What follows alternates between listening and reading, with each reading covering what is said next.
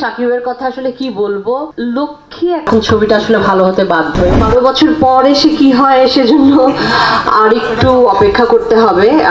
তবে আমি সব কিছু ছাপিয়ে বলবো যে ছবিতে কিছু সব এফোর্ট সব তোমাদের ছবির জন্য, সেটা আমি করি, সাকিব করে, বা আমরা একসাথে অথবা পুরো টিম। আমার মনে হয় আপনারা সেটার উত্তর পেয়ে যাবেন একদিন পরে।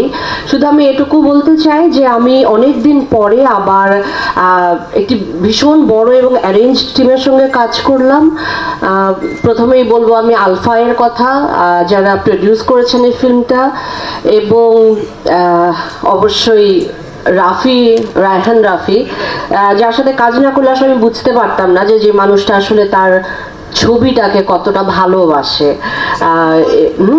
এটা আমি বলবো রাফির সম্পর্কে। এবং আমাদের যে টিম ছিল, আমাদের এন্টায়ার টিম আসলে আমাদের আর্ট ডিপার্টমেন্ট, কস্টিউম, এবং আমি স্পেশালি বলতে চাই, আপনারা হয়তো ভাবছেন যে ধন্যবাদ দিচ্ছি, তা না, আসলে সব খুব স্ট্রং সবাই, সব ঠিকঠাক মানুষ যখন একটি টিমে কাজ করে, যখন ছবিটা আসলে ভালো হতে বাধ্য। এবং আমাদের যে সিনেমাটোগ্রাফি টিম ছিল দুর্দান্ত, সেটা নিশ্চয়ই আপনারা ঝলক বুঝতে পেরেছেন এর ভেতরেই।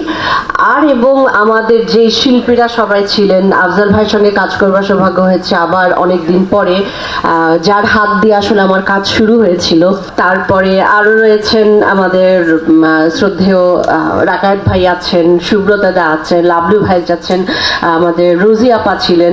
সব এত গুণী মানুষের সঙ্গে আসলে কাজ করলে না, সব কাজ এমনিতেই ভালো হয়ে যায়। আর আমি আলাদা করে সাবিলাকে আমি সরাসরি পাইনি, যা একটু বলেই দিলাম, বাট আমার দুর্দান্ত লেগেছে ওর প্রেজেন্স, এবং আমি মুখে আছি আমি কখন ওকে বড় পর্দায় আসলে নতুন করে দেখব। আর সব শেষে সাকিবের কথা আসলে কি বলবো, আমি যখন 12 বছর আগে কাজ করেছিলাম, তখনও আমি দেখেছি যে একটা মানুষ আসলে, ও না খুব লক্ষ্মী একটা ছেলে। লক্ষ্মী ছেলে কেন বলবো, ও দেখুন একদিক দিয়ে ও কাজের জন্য লক্ষ্মী, দুদিক দিয়েই বলছি কিন্তু ও থাকলে এটা আমাদের প্রজেক্টের জন্য লক্ষ্মী, ও আসলে একটা লক্ষ্মী ছেলে।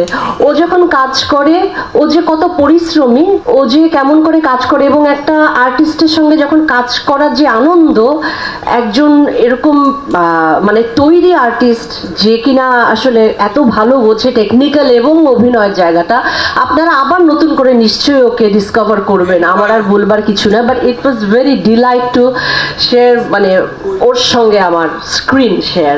Thank you Shakib, thank you so much, মানে it was a wonderful journey. আর সবশেষে থ্যাংক ইউ আপনাদেরকে, আপনারা নিশ্চয়ই আমাদের ছবিটিকে একটা অন্য জায়গায় পৌঁছে দিবেন। Thank you Rony, thank you Chorki, thank you so much.